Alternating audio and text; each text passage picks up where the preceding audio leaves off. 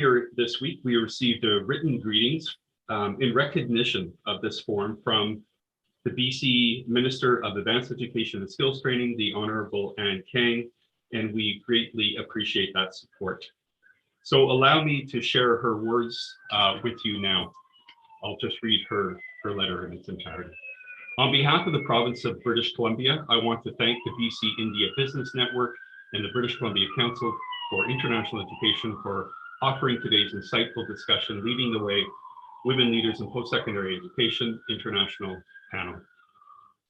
Today's panel brings together some amazing women who are leaders in post-secondary education in British Columbia and from across India to share their insights. My thanks to each and every one of you for the vital role you play to work to advance gender equity and for participating in this important event. The pandemic has pushed us to find new ways to keep our connections strong and develop new opportunities for our sectors to thrive. Creative solutions like this webinar help build these international connections in new ways.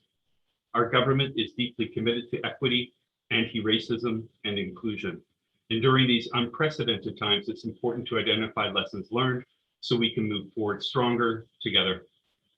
When we elevate diverse voices to tackle difficult global challenges and learn from one another, we find better, more innovative, and resilient answers to our toughest questions.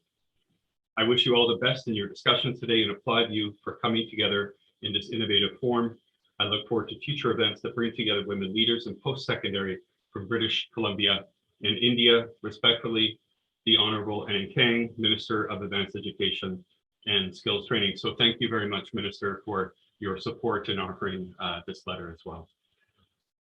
So today we have an exceptional international panel to continue a dialogue that was introduced this past May in what was part one of a series where we gathered accomplished women leaders from across BC and India to share experiences from their respective positions in response to the challenges of this global pandemic. Today we continue this dialogue as we explore how women leaders from BC and India's higher education institutions have navigated this past year and how things have evolved, lessons learned, and to share insights and reflections. Before we meet our panelists, some technical items to quickly cover. Please use the chat function for any technical questions or assistance you might need during the webinar. And please use the Q&A function for questions for the panel and comments and about the event. And we hope to get to your questions nearing the end of today's session. So I would like to now introduce Mr. Vivek Savkur, President and founder of the BC India Business Network. Vivek has been an exceptional leader in his vision and tireless work towards strengthening India-Canada relations, and in particular, his dedication to the international education portfolio. Vivek, the floor is yours. Thank you, Colin, and very good day to us. I should say a very good morning to all the Canadians watching this, and good evening to all my friends in India and viewers and the panelists. Welcome to this part two of our event today. The first one was a great success, and many people all over the world had a look at it. We were live, and we are going live also on the YouTube with SFU. And it's my pleasure to welcome all of you, starting with our very own Consul General, Mr. Manish, a big supporter of BCIBN. He's also on our advisory, and he helps us to no extent whenever we approach him. The Consulate General has been very useful and helpful to us always. I also welcome our international panelists, Cindy McLeod, Dr. Hema Bagla from India, Dr. Kathy Denton, Kathy Kinlock from BCIT, Dr. Deborah Saucier, and Dr. Prachi Kaul from New Delhi. Welcome all of you, and I also extend a warm welcome to all the viewers, international viewers who are here and also from Canada. Thank you very much for being with us today. I would like to not waste much of your time. I would like to go straight away and introduce our chief guest, guest of honor, who will also give the opening word today, Mr. Manish. Mr. Manish is a great friend, not only officially, but also unofficially. He's a great guy, very nice person, loves Canada, loves all of us, and is very helpful to us. Mr. Manish is a career diplomat. He joined the Indian Foreign Service in 1997. In his over 22 years of diplomatic career so far, he has served in Indian missions in Moscow, Tashkent, Prague, Colombo, and Jakarta. In between his overseas assignments, he served in New Delhi at the Ministry of External Affairs, first as Undersecretary in the US and Canada Division and Foreign Service Institute, and then as Deputy Secretary in the United Nations Political Division from August 2004 to July 2007. Prior to being appointed as India's Consul General in Vancouver, he served as Joint Secretary in the Sushma Swaraj Institute of Foreign Service from November 2017 for 1 year to April 2018, and then a Joint Secretary managing India's bilateral relations with ASEAN countries, Australia, New Zealand, and Pacific Island countries from April 2018 to November 2019. As Joint Secretary, Overseas Indian Affairs from November 2019 to August 2020, he implemented policies for engagement with the Indian diaspora. So as you see, he's very much involved with all of us, and you will hear a little bit more from him in his opening address. So I hand over now to Mr. Manish, Consul General for India in Vancouver. Over to Manish ji, please take over. Thank you. Thank you, everybody. Good morning, dear friends in India, in Canada, and good evening to our friends in India. Thank you very much, Vivek ji, for that great introduction, and it's always a pleasure to be partner with SFU and BC India Network for common cause, promoting our own relationship between India and Canada. I would like to highlight that education sector is one of the priority sectors for cooperation between India and Canada. At the federal level, between India and Canada, we have a overarching MOU, which was renewed in 2020. I welcome all the distinguished leaders of various educational sectors in India and Canada to this morning who have joined us live on this event. Education sector is a very promising sector, as I said, in India. And for Canada also, it is a very promising sector. 30% of international students in Canada comes from India. India is one of the largest source of international students to Canada. And in terms of revenue, if I may say, it brings about 5 billion plus every year to Canada. And there is a big opportunity now to have a collaboration in this important sector. There is, in India, this sector is growing and evolving, and it has a great promise. Last year, all of you would be aware that India has brought in a new education policy, which allows top international universities to invest in India, to set up their campuses in India. And I would encourage the panelists today to look into this aspect also and encourage research collaboration and student exchanges, which I think is the way to go forward. As I said, we have a lot of things to learn from Canada. Canadian education service sector is growing tremendously. It is the third largest in terms of attracting international students in higher education sector. And as I said, 30% of the international students come from my country, India. And there are various ways I think we can collaborate. And today in the panel, we have Prachi ji, who leads the Indian chapter of Canada-India Shastri Institute. Today I'm sitting in Calgary, and later in the day, I would be visiting Shastri Institute. This is a great example of collaboration between the two sides. The formation of the Indo-Canadian Shastri Institute has led into a network of universities collaborating between India and Canada, and not only in academic exchanges, but also in research development. And SFU, which is a partner for this webinar today, is also a leading example of collaboration between India and Canada. I sit in SFU India Advisory Panel, and we see a lot of opportunities between the two sides and collaboration. The COVID pandemic has posed its own challenges, and this has also affected Indian students who are waiting to come to Canada. Just to highlight you, about 35,000 Indian students are waiting to enter Canada to take up education in online, in-campus education. Because of the challenges of travel, they have been, some of them have not been able to come up. But I understand that in coming few days, direct flights will resume.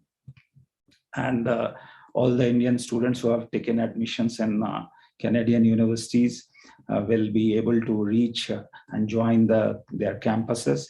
I would like to appreciate the efforts of various universities in order to solve the problems of Indian students who are unable to reach in time. They have been joining in various formats, but I would encourage all the Canadian education providers to see how best they can help Indian students who are unable to reach Canada in time to taking up their courses. As I said, this is a very important part of our bilateral collaboration, and I would encourage the panelists in today's discussion to see how best they can explore opportunities for further enhancing and deepening our collaboration in this very important sector. I once again, on behalf of my counselor, thank Vivek Savkurji and SFU for inviting me to this event today. And I look forward for, as a counselor, as a Consul General, to deepen our engagement in educational sector and go beyond the normal channel of attracting Indian students and in Canada. This is an important part of the collaboration, but I would leave a thought that in Canadian educational institutions should also see how best they can develop partnership and linkages which gives value addition to Indian education sector in terms of curriculum designing, in terms of setting up of centers for skilling in India. There are vast opportunities for this, and I would be very happy to discuss individually offline on what opportunities exist between India and Canada and how Consul General and the Office of Consul General and Consulate can help the interested Canadian institutions to forge partnership with India. Thank you very much once again, and I wish the session today a very huge success. Thank you so much for your words, Mr. Manish, and your insights. We're also very heartened to hear about the resumption of flights from India in support of our very large collaboration on the education path. And thank you, Vivek, very much for your support and words as well. So it now gives me great pleasure to introduce our moderator for today, Sobhana Jaya-Madhavan, Associate Vice President of External Relations for Simon Fraser University and Vice President BC IBN Board. Sobhana, over to you. Thank you. Thank you so much, Colin, and thank you very much, Consul General Mr. Manish and Mr. Vivek Savkur, for your remarks this morning. A pleasure to join you all. It's indeed an honor to be with you right in the middle of a pandemic that continues to impact all our lives globally, and to have the opportunity to connect with global leaders and to have the opportunity to moderate this panel discussion. I'm sure all of you agree that this has been one of probably the toughest times for organizational leaders to navigate very complex issues and problems that we don't have probably some past experience to use as a point of reference. But we have seen all over the world, and here in Canada and in places like India, organization leaders like the 6 individuals who are joining us today have really not just thrived in the midst of very difficult times, but they have shown incredible leadership. So I, for one, am delighted and excited to have them join us today, to be able to listen and learn from their experiences, and hopefully it'll hold us in good stead in the years to come. So let's hear from our global panelist, Cindy McLeod, CEO, Canada, Global University Systems, Dr. Hemlata Bagla, Principal, Kishan Chelaram College, and Director of Niranjan Hiranandani School of Real Estate, and the Senior Dean of HSNC University, Mumbai, India. Dr. Kathy Denton, President, Douglas College, British Columbia, Canada. Kathy Kinloch, President, BC Institute of Technology, British Columbia, Canada. Dr. Deborah Saucier, President and Vice Chancellor, Vancouver Island University, British Columbia, Canada. And last but not the least, Dr. Prachi Kaul, Director, Shastri Indo-Canadian Institute, New Delhi, India. Delighted to meet you all. And I really, really thank you for taking the time in the midst of your very busy calendars to join us this morning. These 6 panelists are going to start off with some opening remarks, starting with Cindy. Thank you very much. Good morning, everyone. A special thank you to Consul General Manish. Vivek, as usual, wonderful to be connected with you, and BCIBN, and Colin at BCCIE, and all of the sponsors today. I'm delighted to be here. The pandemic has tested all of us, tested us as leaders of educational organizations, companies, business and industry, every sector around the world. And the consequences have lasted much longer than any of us ever projected. I have a bit of a funny story that when the pandemic started, I was actually on an Antarctic cruise, and I had lived through SARS, and I'd reached back to my teams in Canada, across Canada, to say, okay, now we need to get ready. You need masks, you need thermometers, you're going to need these policies. And they tell me now that they were in a leadership meeting and they were all kind of smiling and joking about what I had asked them to do. I don't think anybody had ever realized that this would go on as long as it has. But the prolonged uncertainty is all the more reasons that all of us need to connect. And I'm very thankful for bringing us together today, this group, and particularly of women leaders in education. The pandemic continues to involve so many unknowns and so many challenges for us, almost on a daily basis. It's not always clear what kind of decision-making timeframe we need to be working with. But I know often we talk about, and particularly women leaders, we do rely a lot on our intuition. I believe that we do anyways. And so I believe that today, and all through the pandemic, we've been really fortunate in British Columbia that we've got excellent colleagues that we can continue to share information, assess situations from multiple perspectives to determine where we go next. I have more of a different kind of challenge than many of you because I do work in private education. We're self-funding. So, for us going forward, this was very interesting because we really had very little backup plan, but ourselves, our own resources. So today I thank everyone for over the past 18 months, the sharing that I've had from my colleagues, the creative ideas, and I'm really looking forward today to learning more about your perspectives and where you believe we're going. So thank you very much. Thank you so much, Cindy, for those remarks. Appreciate it. Over to Hemlata.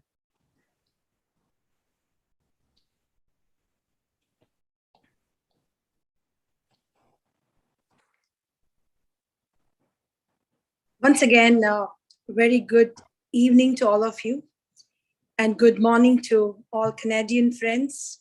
And once again, good morning to all other participants of this program. It really indeed feels, I feel very delighted to be here with the distinguished women all around the globe to be part of this panel discussion. I'm really honored to be here. Thank you, Sobhana. Thank you, Mr. Colin. Thank you, Vivek ji, and even Consul General, Mr. Manish. So thank you so much for having me here with you, all of you. If I talk about all of us being educators, we have certainly broken many traditional barriers of pedagogies, and we have been majorly successful in our approach. Yes, pandemic has brought in many revolution on one side. Challenging, we've been talking about challenges all throughout. We have read, we have seen, we have witnessed many stories, which we should not remind ourselves, but they should help us to prepare ourselves for the future. And I would like to mention out here, once I'll give you the perspective of our university, HSNC University, Mumbai, which is a new university, and you'll be very happy to know that when all the universities were getting closed and the countries were closing borders for the education and schools were closing, this new university was actually launched during the pandemic. So if you look at the preparedness, we were all prepared to start a new university during the pandemic. It was the middle of June to 2020. We redesigned the curriculum to meet the current and future needs. We immediately realized that we have to move away from traditional pedagogies and learn to execute new methods, new ways in form of holistic educational methods, which will help us in strengthening the foundations of the universities and other education system. Why do I say other education system? Because I believe in India, this particular period was the time to connect with all the educators across the country and across the globe. We organized a number of conferences, which I think we wouldn't have organized otherwise. We got connected to WHO, to the scientists worldwide, and I believe that we saw the opportunity in these challenges. So, and why this happened? Because the immediate and effective response to the crisis, this pandemic crisis, was the digital revolution. We went digital. So developing such online platforms, I believe that it became necessity to continue seamless education. And as Sobhana rightly pointed out, that a developing country like India, with vast disparity in the socio-economic backgrounds of students and the quality of educational institution, the shift was not easy. However, with the thought, with the vision, imparting holistic education and holistic measures, it involved quality teaching, refreshed curricula, and effective tools, we were able to ensure that students they remain connected and remain active in process of learning. So I believe Indian academia, looking at the Indian scenario, there was a need of transformation long before the onset of the pandemic. And this has been an opportunity for India to rethink the traditional educational system. And as rightly mentioned by Vivek ji, that the government was working on the structures of new holistic and practical curriculum much before the outbreak of the pandemic, with the intervention of National Education Policy 2020. And India has taken a strong step forward to establish a mechanism with a revolutionary approach to education. So with this, I would say that digital revolution on one hand, and also even accepting to address the issue of equity and inclusiveness, that was also looked at very closely. So thank you all having me with you all. So looking forward to interact with you more. Other questions? Thank you so much, Hemlata. Really appreciate it and look forward to the Q&A session where we can go deeper into some of the issues that you've touched upon. Over to you, Kathy Denton. Good morning, everybody. I really appreciate the opportunity to participate as part of this panel today.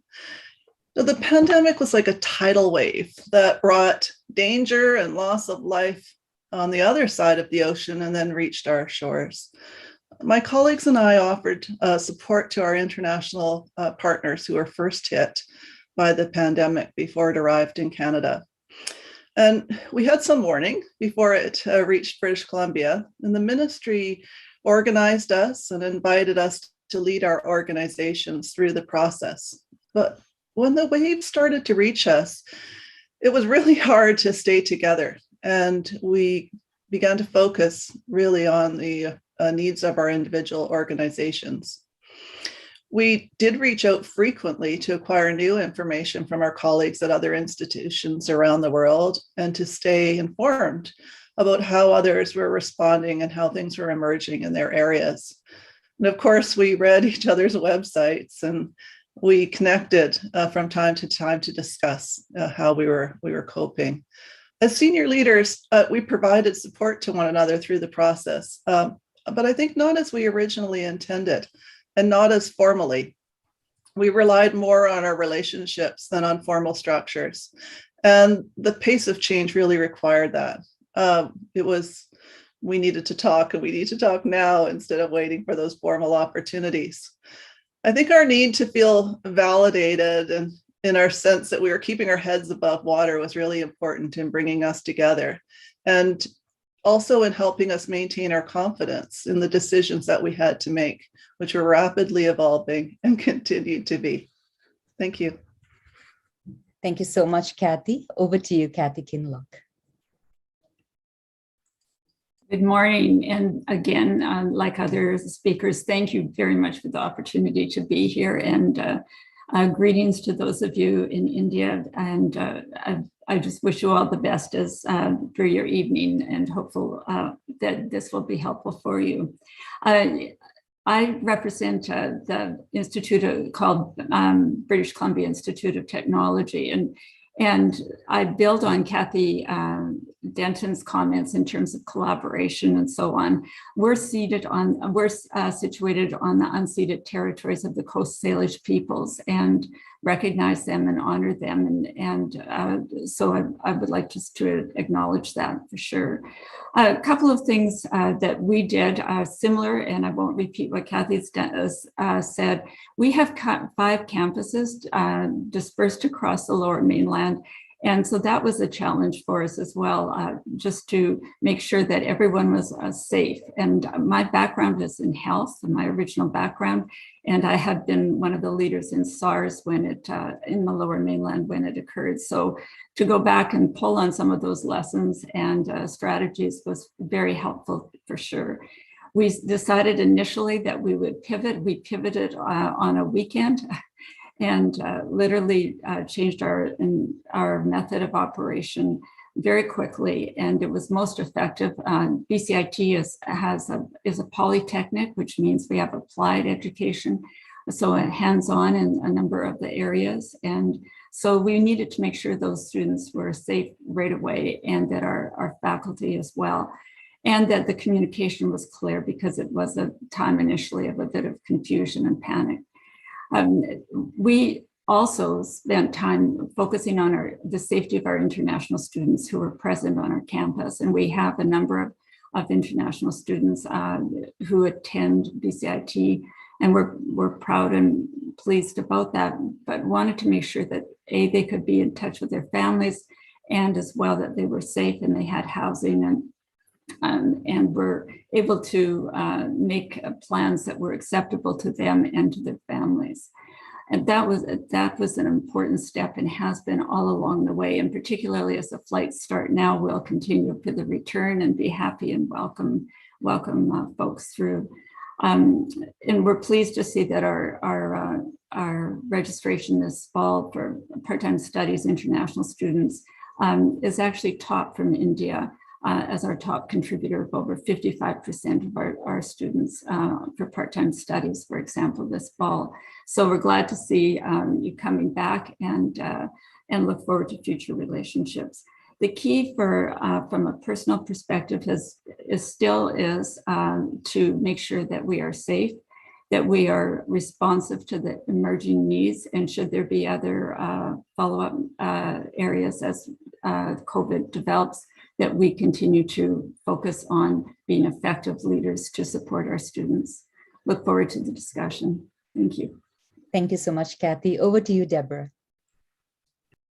Good morning, everyone, and thank you for inviting me. It's a lovely morning here on the Coast Salish lands on Vancouver Island, where we are. I'll keep it short and sweet because much of what everyone else has said were many of the things that we did in response to the pandemic. We pivoted and moved everything just about online in a week. But for the purposes of this morning, I think it would be important for our audience this morning to know that Vancouver Island University is an access institution, meaning that we want to invite learners of all abilities in, and we offer everything from trades programming to graduate programming and everything in between. We're really proud of the work we do, but that means that sometimes our learners need more supports than perhaps learners at other institutions. And the other thing I would say is that it's really important, I think, for us at VIU to acknowledge that we never closed, nor did other BC institutions, right? We were declared by our government to be an essential service, which I believe actually demonstrates the value for which post-secondary education has for our learners and their needs. But one of the things that I think we're most proud of with respect to early responses is that like our colleagues on the panel this morning, we recognized our students were in very challenging situations, and we quickly ramped up an emergency bursary, non-repayable loan, you might say, but I think a loan actually expects you to pay it back, maybe more a gift, that allowed students to actually, as their jobs were disappearing because things were closing, pay their rent, buy groceries, those kinds of things. And that was available to any of our learners, not just domestic students or that. You just had to show up and be in need. And I think that also really spoke to the care with which all of the BC institutions took in trying to take care of the folks who we were entrusted with.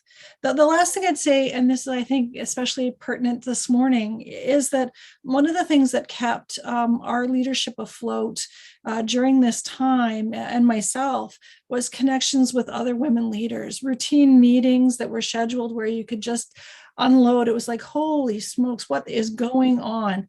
How are we going to, get through this? And it was, I think there's a special place when women get together with other women and hold each other up and hear their truth. And that actually was an incredibly valuable thing that had been going on, but usually once a year or very formally, as Kathy said, but it was that sort of pick up the phone. How are you dealing with this? That actually, I think, helped make the difference in how we succeeded. So thank you. Thank you for your candid comments there, Deborah. And I think we're going to hear a lot about holding each other up and having empathy during this very difficult time. Thank you for that. Last but not the least, Prachi.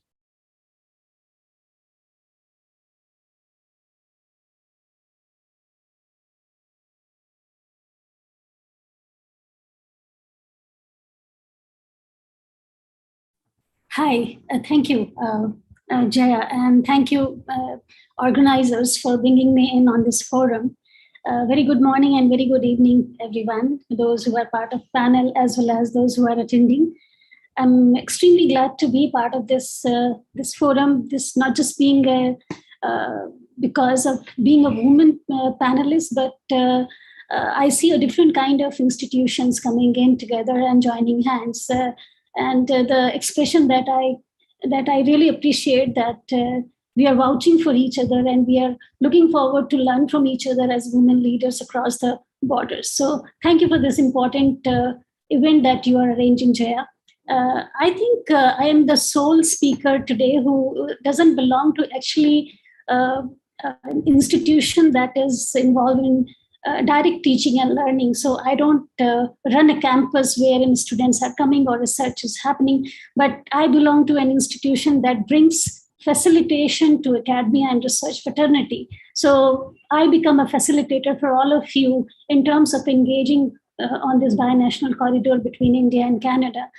So as just a few minutes back, Manish ji, the Consul General, was stating that over the past 50 years, Shastri have been facilitating the Indian and Canadian academic institutions, agencies, organizations, and for that matter, federal and state governments and provincial governments as well. We have boosted and enhanced its stature in terms of facilitating partnership all kinds on this binational corridor.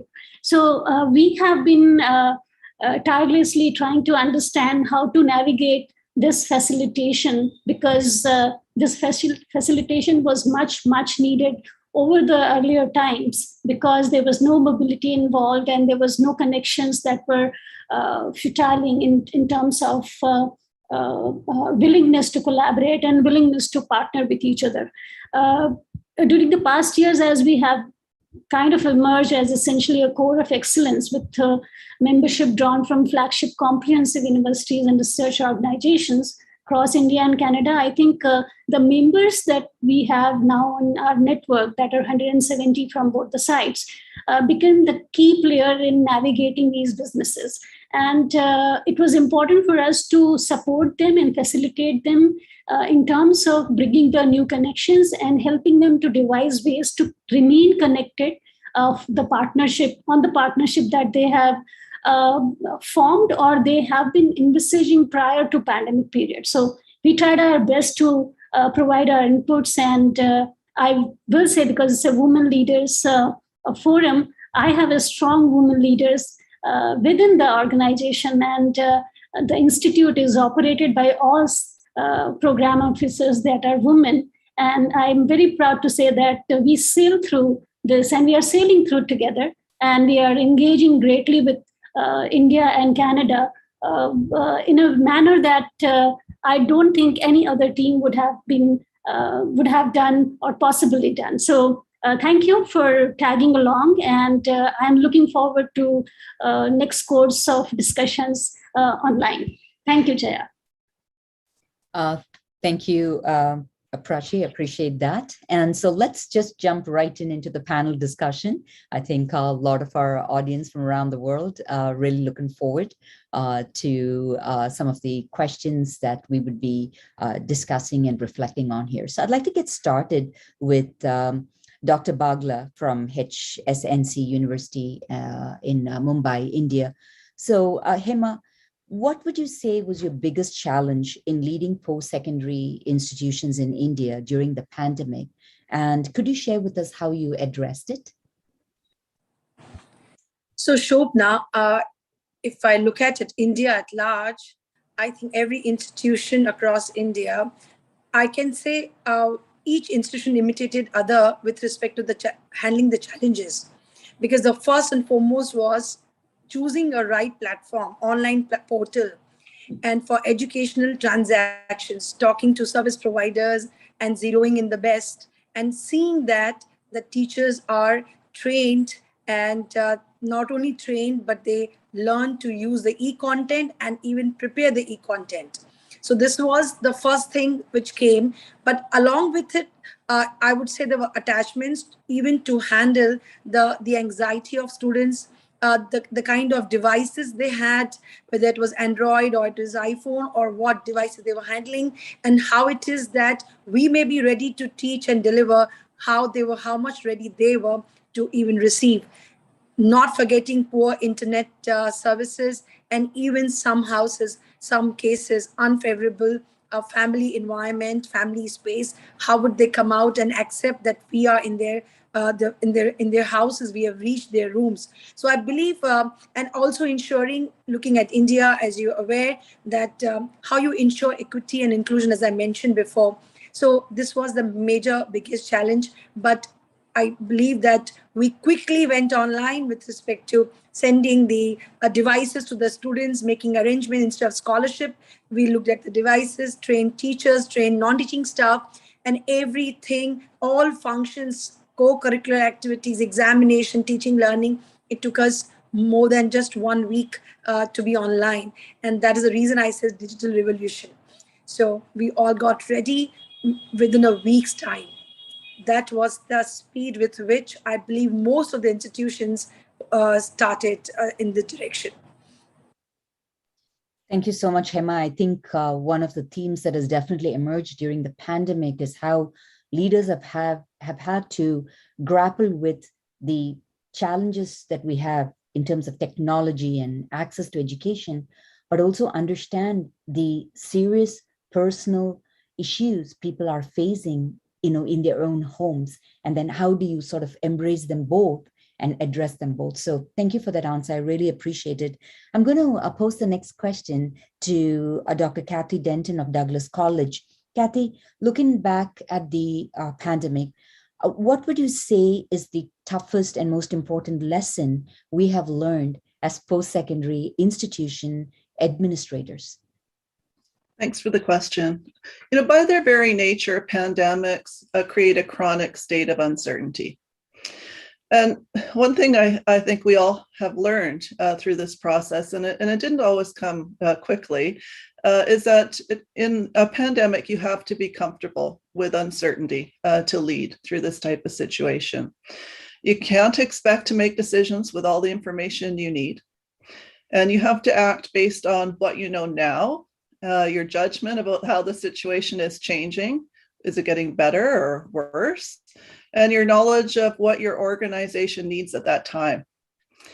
You have to think about the immediate needs, but you also have to be mindful of the medium-term and long-term needs of your organization. And you have to be very careful at all times about how you communicate, what you communicate, and when. And you have to be prepared for a change in direction and be able to still give people a sense of confidence in your decision-making when the direction might change right after you make a decision.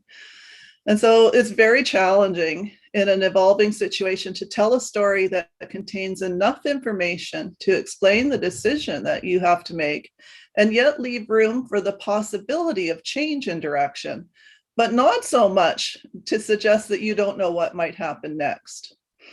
And so whatever the message is that you need to deliver at the time you need to deliver it has to be presented with authority, all the while knowing that the ground beneath you may shift and require an explanation later on.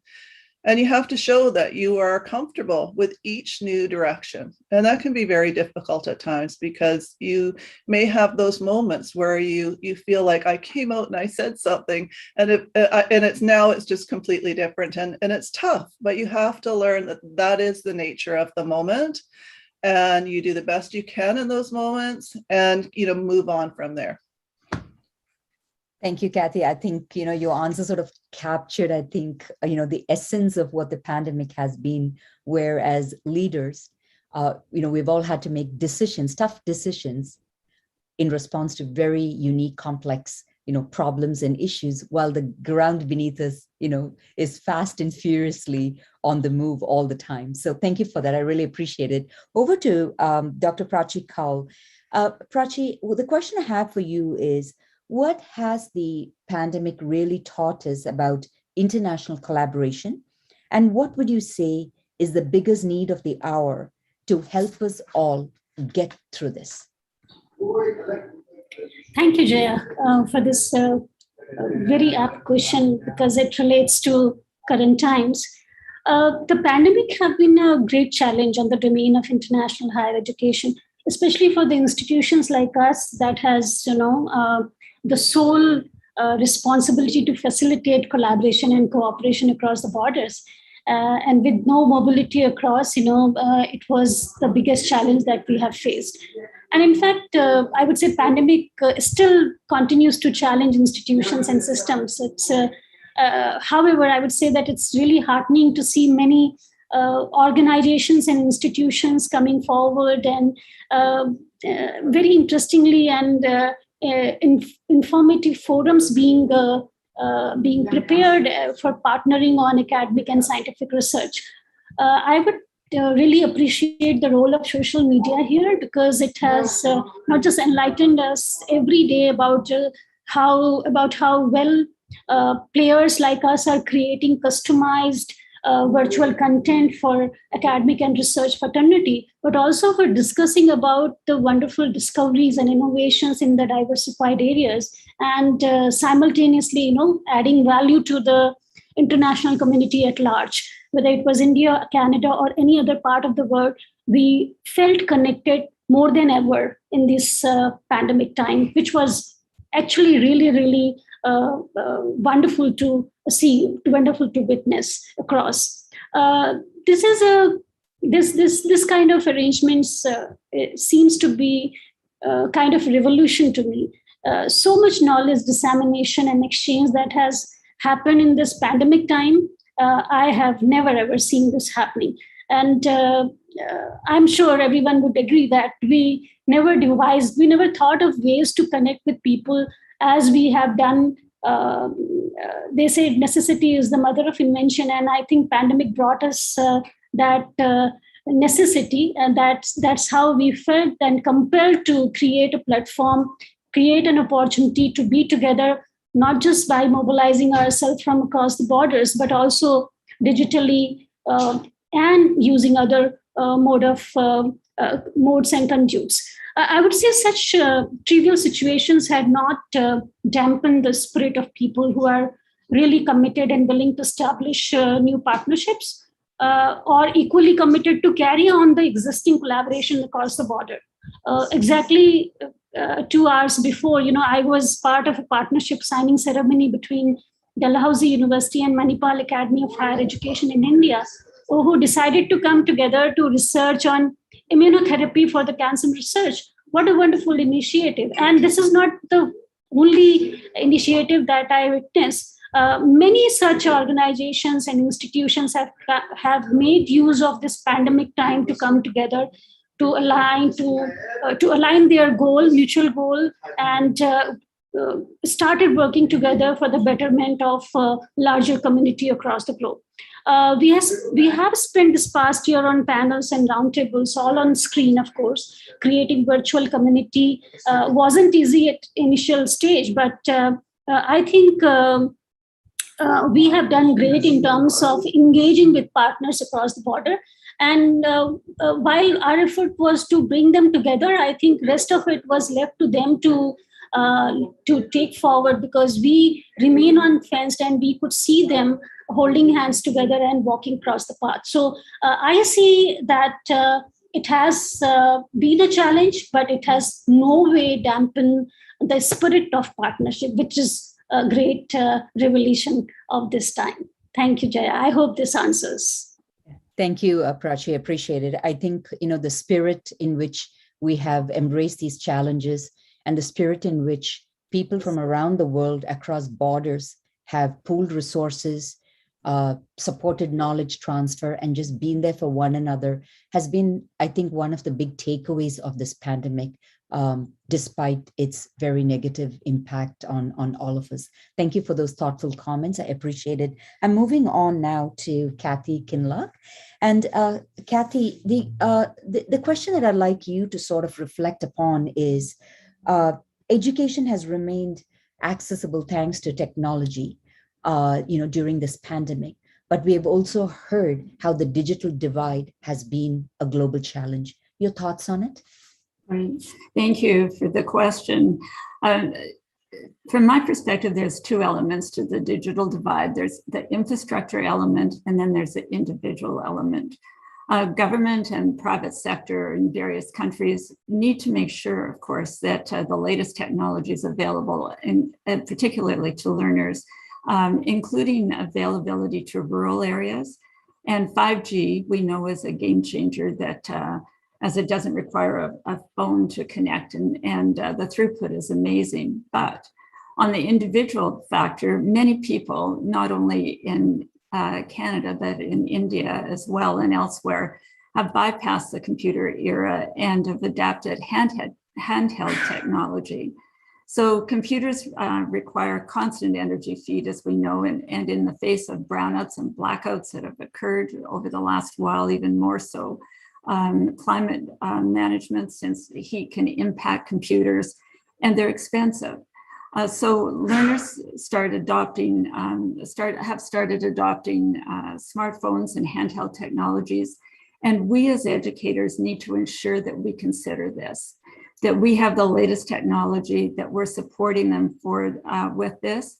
And we also have in Canada an equal issue of making sure that we have accessibility for our Indigenous students and in the areas that they're located, because often they're in areas that have low access to technology and accessibility as well.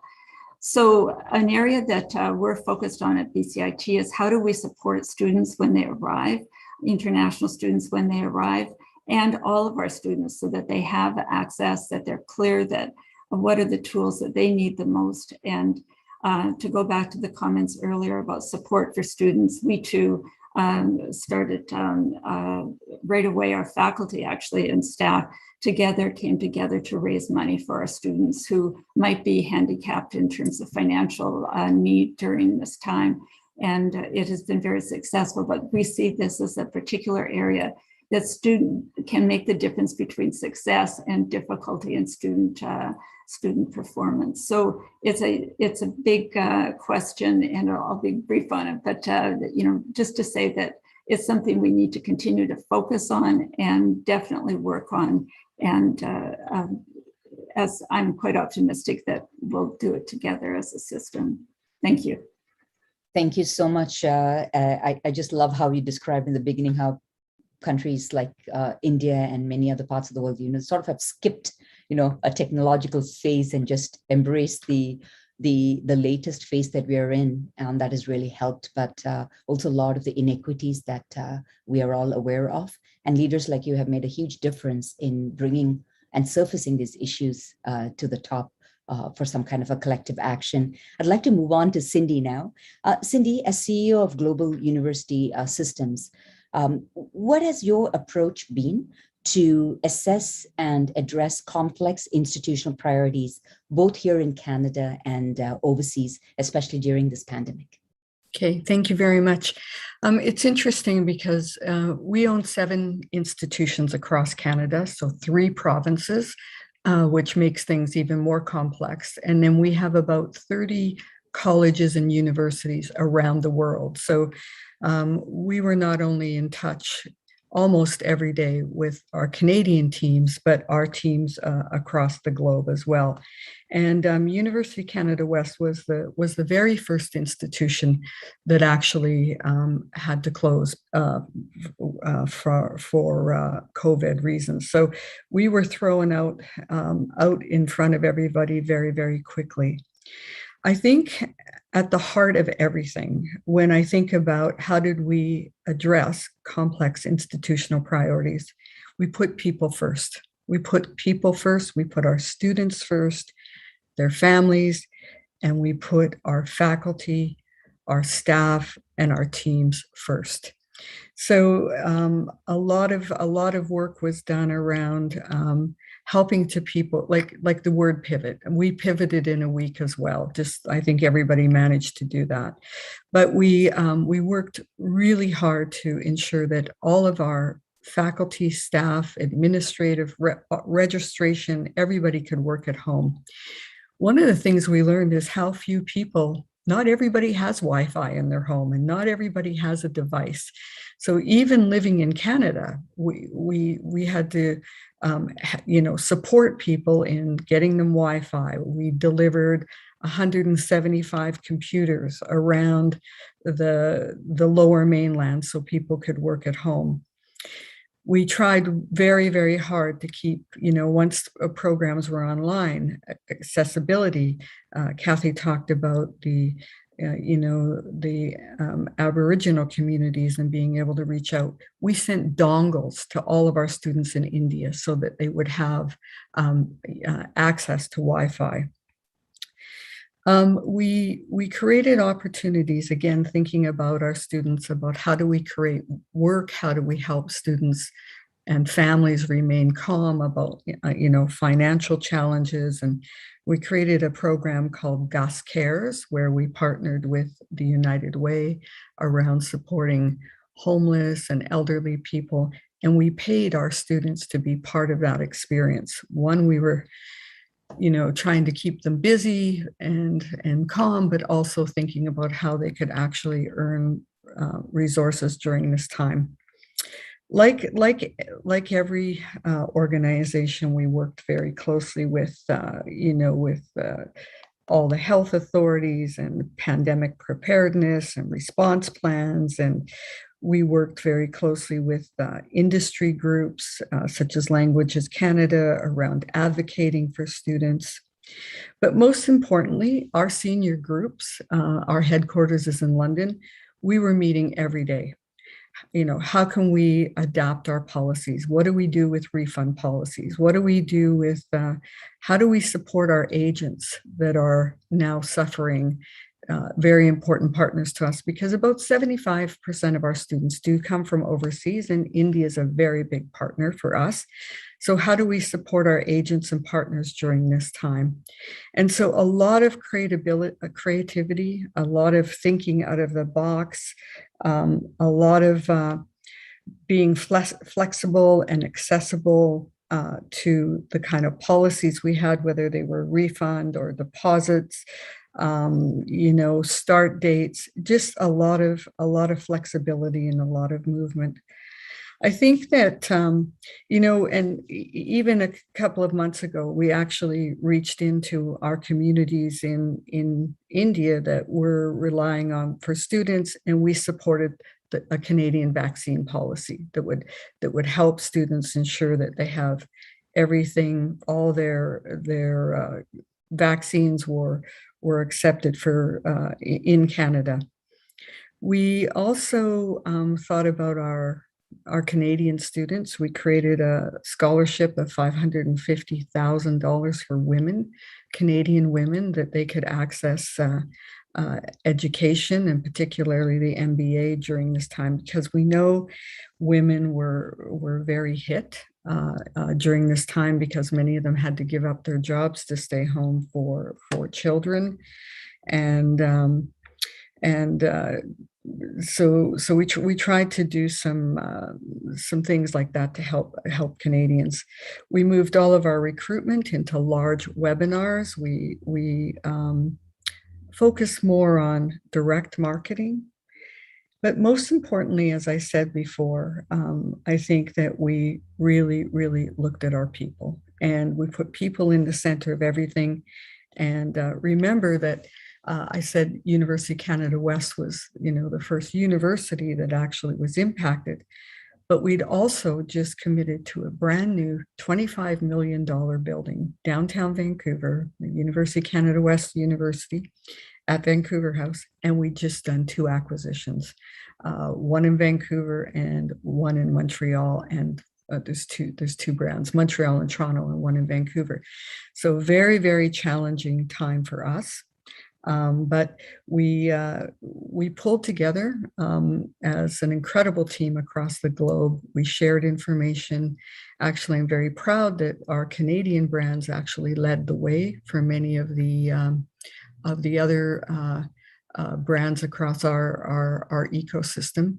And it's been mentioned a couple of times before, but many of us had experience with SARS, and we were able to reach back into our toolkit and put some of those good lessons learned into use. Just lastly, we created about 90 positions for student ambassadors, again, so students would have a chance to be paid, but also around helping other students and mental health and answering their questions. And this was very, very important to us as well, as the mental health of our students, our faculty, and our staff. And then, like most people, I think most of us got a dog.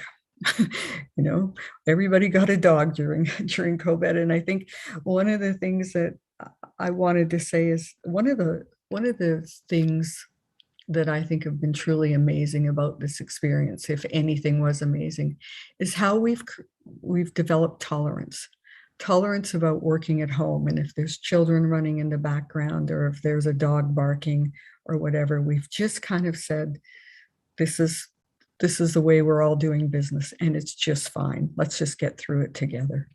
So I hope I've answered the question, thank you.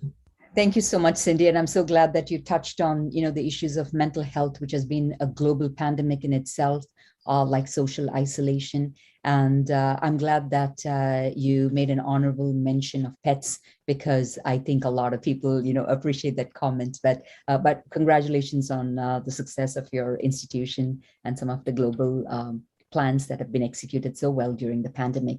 I'm going to move on to the last question we have for this formal round of panel discussion with the panelists.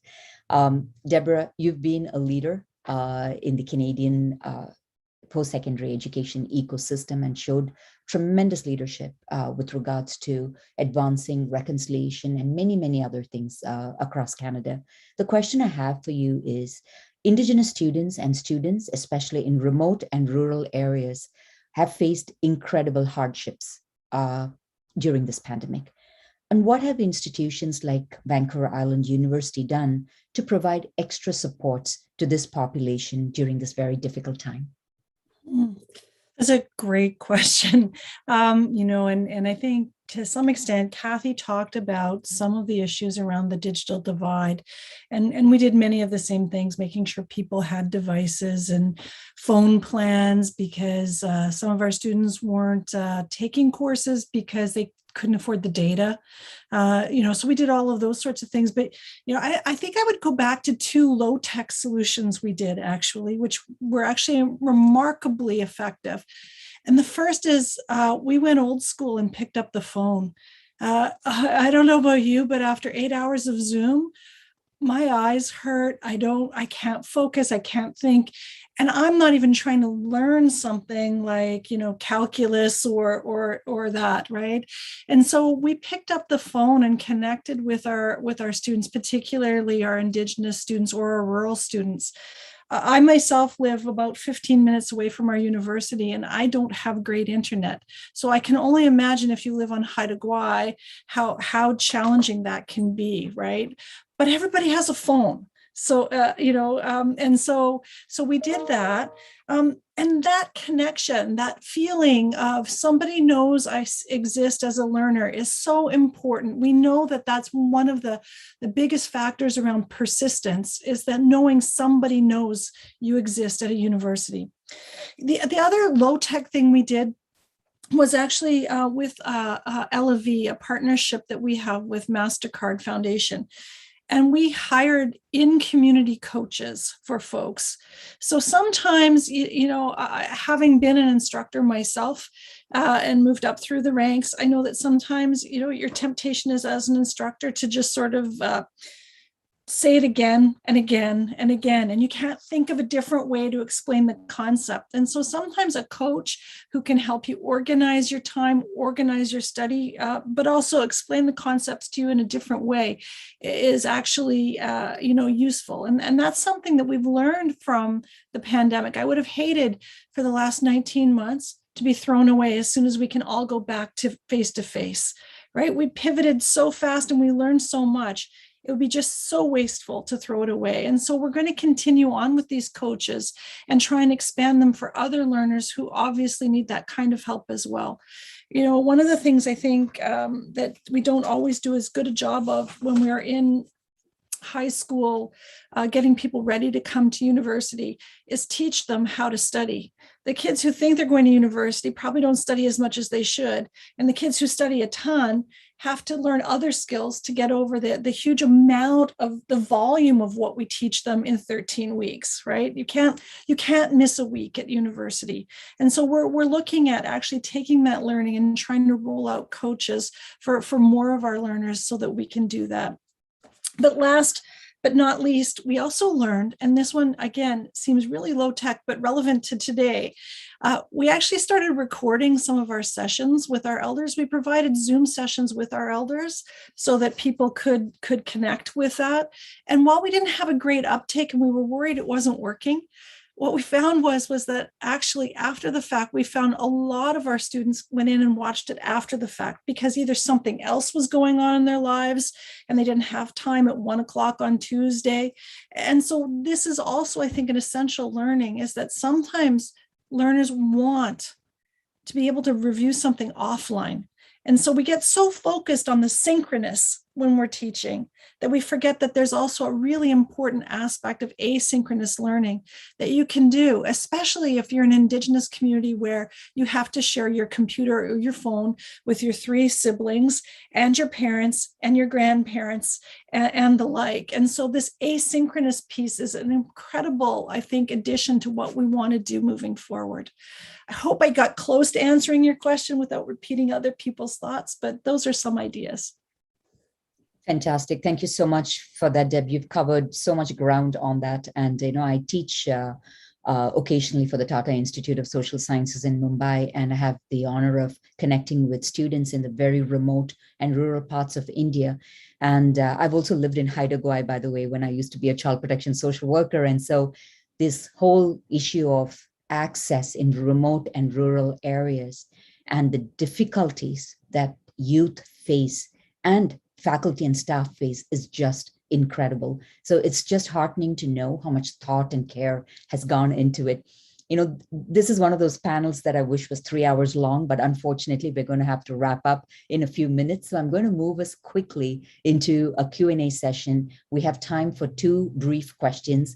So I would appreciate very brief responses from the panelists to whom I'd be posing the questions. But I just want to say that the thoughtful responses you have shared so far is just immensely insightful. And I, for one, am very grateful that I've had the honor to hear you this morning. So let's get started with one of the questions that has been posed here by one of our dear partners who have supported the work that we do. And it's Dr. Arun Garg, and his question was around how do we take lessons from this pandemic and look at the coming together of East and West in terms of broadening our understanding of issues, but also finding innovative cross-cultural solutions. So sort of the fusion of the East and West, is that something we see going forward? And I'd actually like to pose that question to Deb, if that's okay, just because of the work that you've done with cross-cultural populations. Sure, I'll be brief. One of the things that as I learn more about Eastern philosophies and Indigenous philosophies is how both emphasize the importance of being present and being in nature. And we've learned with our courses that are on the land, where we take our students out onto the land and teach them about Indigenous practice and Indigenous ways of being, that they really prosper. One of the worst things that happened, I think, during the pandemic was what we're doing right now, in a sense, where ordinarily we'd be able to share a coffee, share a meal, something like that before or after. This sort of piece is missing. And so people become very isolated. And yet you can go out into the forest here. You can see around me, there's green everywhere.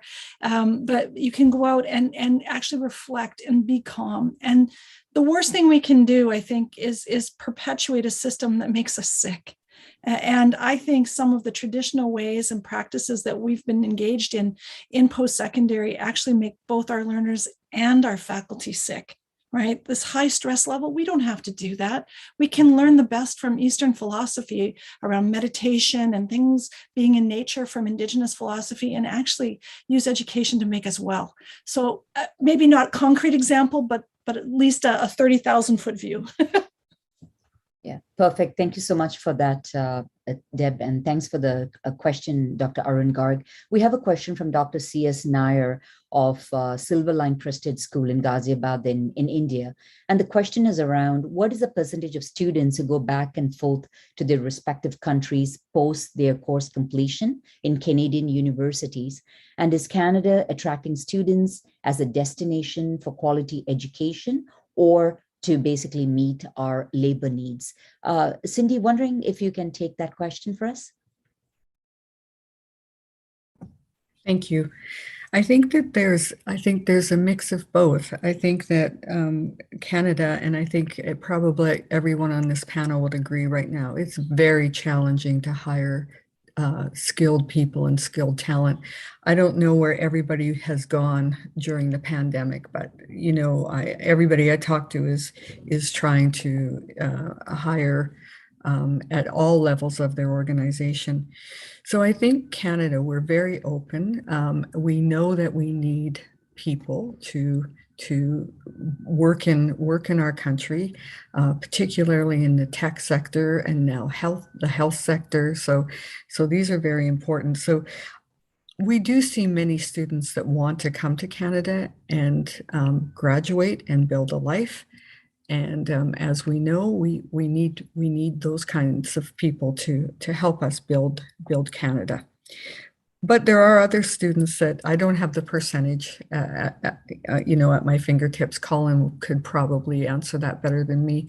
But we do have students that want to go home as well and take what they've learned in Canada, take the networks that they've developed, and create their own businesses or help to build their family businesses, or maybe make an impact again in education or technology. Or so I think we see a mix of both, to be honest with you. Thank you for that, Cindy. And I really appreciate the answer, because that is the reality at this point in time. But also, I think the pandemic, many of you have touched on it, thanks to technology and everything else, we have realized as humanity how connected we are, and the commonalities that we share. And so I think all those things that divided us up until now have suddenly become less important, because I think the common needs and issues, challenges and opportunities that we have all experienced during this pandemic has truly brought us together. We're going to have one last question from Monica. And I would love for Hema to take a crack at it. So Monica Singh, here from British Columbia, is asking, I'm wondering how you manage the uncertainties and constant change of regulations. For example, sometimes the different direction to open and sometimes to close down.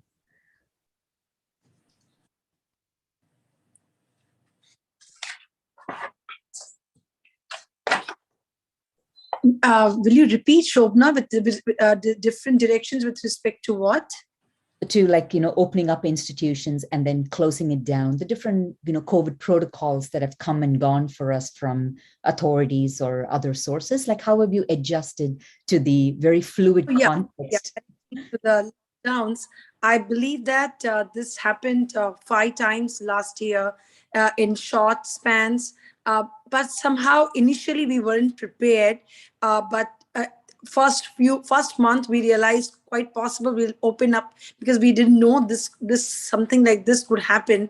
But once we had 1 month of training and all was so settled that we did not even realize if everyone till today is very comfortable teaching from home still, and staff working from office. So other lockdown, because all the staff members were aligned with technology, so did not make any difference. But yes, the students are missing that interaction with teachers, and they have not got this opportunity. Any of the lockdown, it has not been released that they have to come to the institutions. So for them, there has been a continuous lockdown. For staff members, for the administrators, I'm still in the office. So last 2 years since pandemic, I continue to be the way it is to be. But for teachers, it's from home. Staff, other staff, support staff, it comes to institution. So basically, we are so aligned with the system now that if you ask them, it is very difficult to get the teachers back to the college, because they're so comfortable now aligning with the system and technology. So looking at the mental state of, quickly I'll talk about many students, as we talked about digital divide, they are finding classrooms or physical rooms much easier, and they're calling up and asking, when are you starting the the institution. Also during online examinations was a tough time for some students where the Wi-Fi was not right, the poor connectivity. So we kept the institution open for all those students who are staying in vicinity, so that the institution is always on for them. We even made the arrangement for devices. We even, for the students who are blind or special needs, we sent out the parents and other students to reach their homes and help them to handle those devices. So a lot has happened during this, when we are opening up and closing. And of course, the attendance was not all the time as expected, because we had to deal with many medical issues of our staff and their families. So we realized that the camaraderie with which we lived together, we became much stronger family during this period. So we had to reach out to each and every one, and we realized the entire institution all across Mumbai, anyone who needs help, if they know that you're resourceful, I believe that brought together. So closing and opening was on and off, but has affected a lot and different angles to it, except the students, they are going through the same situation still now in India. That we have not opened up for the students, except for some classes where there's a hands-on training required. And we do not know when you open up. Yeah, thank you so much for that. A lot of adjusting and a lot of being very empathetic and caring and responding to this very difficult situation. Kathy Denton, just your thoughts on how have you survived the ever-changing landscape and expectations for senior administrators? I think the main thing is to recognize that people are responding to the pandemic in their own way. And so those personal connections that we've heard so much about today are really critical to understanding what the individual's needs are, how to support them. And it goes throughout the whole institution, you know, from the senior leaders all the way through to all of our students in Canada and in international locations. There's no substitute for those interpersonal connections to make sure that the needs of individuals are being met or at least understood. Absolutely. You've said it really well. And I'm curious what Kathy Kinloch has to say on the same question. Well, I thank you. One of the things that we focused on, and similar, you know, the personal needs of our faculty and staff and students have been and will continue to be priority. And one of the things that we've done is created a number of educational sessions, and where our various groups of faculty and staff and senior leaders, and we've mixed together and we've learned together through this time. So we've created and carved time for learning together and around different topics regarding leadership, opportunities, and so on. And that has really enriched us and brought us together as a stronger community. That's something that I wouldn't have thought of on the first day of COVID for sure, but it's definitely been helpful. And I hope we'll see an even more strongly bonded community as we come out of this. As an example, just on the support for students, many of the donations that came in not only were from industry, but they were from our faculty and staff for the financial support of our students who were in need, as an example. Thank you for that, Kathy. Every single one of you have been not just inspiring and impressive, but you have so candidly and so beautifully articulated the importance of empathy and strategy in leading organizations through difficult times. And like many of you have said, we are going to get over this. We are going to recover from this pandemic, and there's going to be so many important lessons learned. And hopefully the most important one would be what it takes to keep us together, because at the end of the day, we are one. And so I thank you from the bottom of my heart for making the time in the midst of very, very busy times to be here this morning. And I thank all our global audience for joining us today. And it's been an absolute pleasure to be your moderator this morning. And I do look forward to our paths crossing again. Stay well, take care, and over to you, Colin. Thank you so much, Sobhana, and my thanks to all the panelists for really an incredibly important discussion. And thank you for all the great questions that came through as well. We know that at the pandemic's height, over 100 countries announced school closures. Around 1.6 billion learners were impacted during this time. Learning losses, was mentioned by one of the panelists, threatened to extend beyond this generation and possibly compromise or erase many decades of progress. So, and that's especially for women and girls and those most socially and economically vulnerable. So we can see there's much before us. Some of those issues were discussed today, but at the same time, there is much creativity, intelligence, caring, and heart before us as well. And we heard so much of that from the panelists today. So thank you for sharing that essence as well.